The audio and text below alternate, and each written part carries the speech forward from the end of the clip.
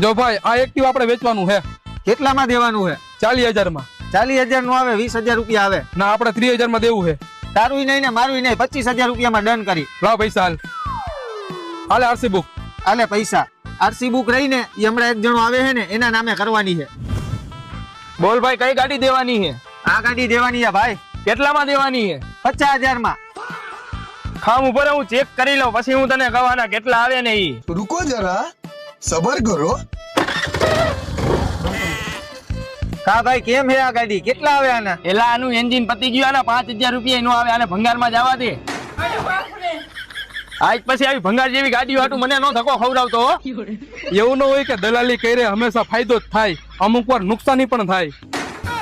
તો હવે કાલે આ ગાડી નામે કરાવી છે કે પછી ભંગારમાં જવા દેવી છે? હવે આને ભંગારમાં જ જવા દેવી છે.